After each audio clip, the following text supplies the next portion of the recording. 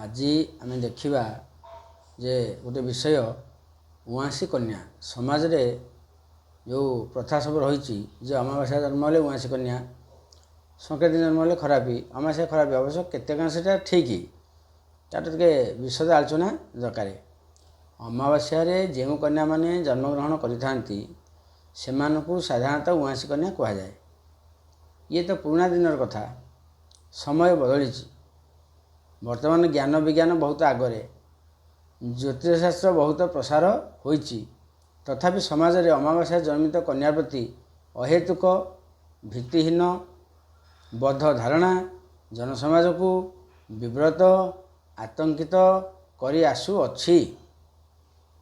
जो माने ये सब जन्म होइथांती यह पछरे सेमतिका ज्योतिष तत्व किछि नाही।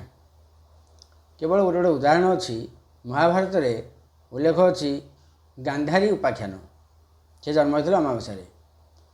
ज्येष्ठ मास कृष्ण पक्ष अमावास्या राति कृतिका नक्षत्रे सेहु तपति उआसी कृतिका वृष राशि सुहरी ये सनक लक्ष्मण रे जन्मिला गांधारी।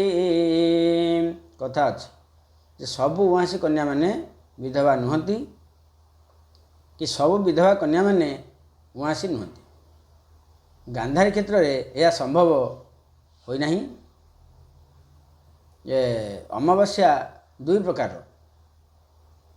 बृहत ज्योतिषशास्त्र कहे चतुर्दशी युक्त अमावास्या को सिन्निबाली अमावास्या कहा जाए और प्रतिभा युक्त अमावास्या को कुहू अमावास्या कहा जाए।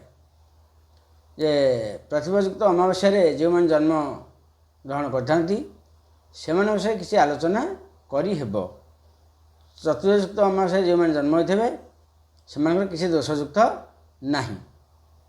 अमावास्या जन्मित कन्या माने कठिन परिश्रमी सुज्ञानी अटंती।